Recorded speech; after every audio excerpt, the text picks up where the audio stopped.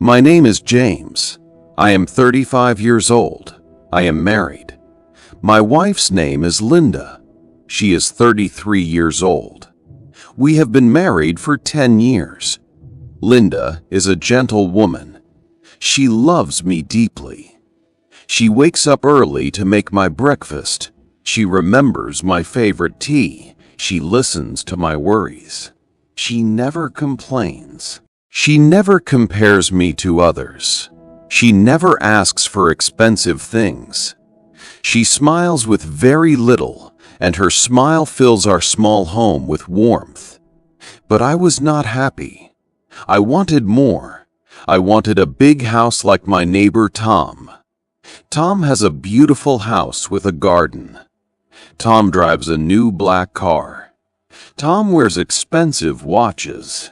Tom's wife wears gold bangles. Tom's children go to private schools.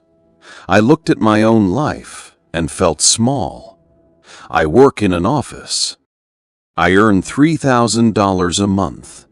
It is a decent salary, but it is not Tom's salary. I felt like a failure. Every evening I sat on the sofa and stared at the wall. Linda would sit beside me and ask, "What is wrong, James?" I would say, "Nothing," but my silence was loud. I stopped laughing. I stopped noticing her small kindnesses. I stopped looking into her eyes at dinner. I only saw Tom's new car, Tom's vacation photos, Tom's promotions. One Sunday, I was washing my old car outside our apartment. Tom drove by in his shining car. He stopped and rolled down his window. "James, my friend, you work too hard. You should enjoy life," he said with a wide smile. I forced a smile and waved, but inside I felt anger. Later that day, I told Linda, "Why can't we have a life like Tom?" Linda replied softly, "We have a good life, James. We have each other. We have health. We have health. We have peace." I looked away. Her words felt like cheap comfort. I wanted evidence of success, not quiet blessings. Then things changed. One rainy night, I heard loud voices from Tom's house. I heard a door slam. The next morning, I saw Tom sitting alone on his front steps. His eyes were red. He looked thin and tired. I walked over carefully. "Tom, is everything okay?" He looked up and tried to smile, but tears filled his eyes. He told me his wife had left him. She took the children to her mother's house. His business was in trouble. His big house was filled with silence and debt. His expensive car could not carry away his loneliness.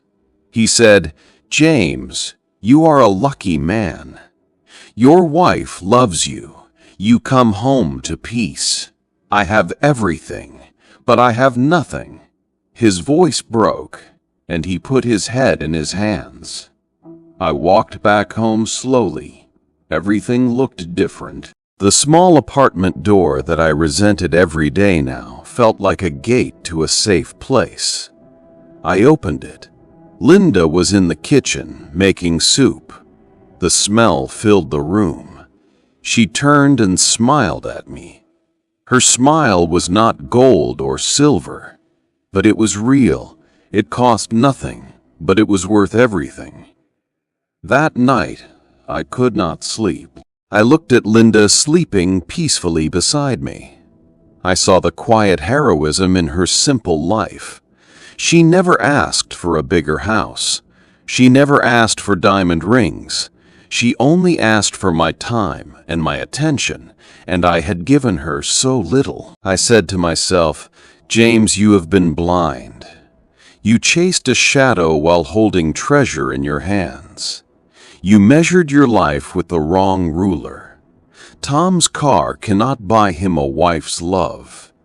Tom's big house cannot give him a peaceful heart. But you, James, you have a woman who stands beside you, A roof that does not leak, food on the table, and a body that still works. You are not poor. You are one of the richest men on earth. The next morning, I woke up before Linda. I made her tea. I placed it by her bedside with a small note that said, "You are my wealth." When she read it, her eyes filled with happy tears. I held her hand and said out loud what I had told myself in the dark hours. I am a lucky man. I will never look at another man's life and miss my own. From that day, I stopped counting things I did not own. I started counting gifts that could not be bought. We started walking together in the evening. We laughed more. The apartment felt bigger, and my heart grew lighter. I learned the lesson the hard way, but I learned it well. Comparison is a thief that steals the joy from your own home. Real riches are not stored in banks. They are stored in faithful hearts, kind hands, and quiet moments. I now tell myself every morning, James, you are richer than any king who has no love. If you like this story, please like, share, and subscribe.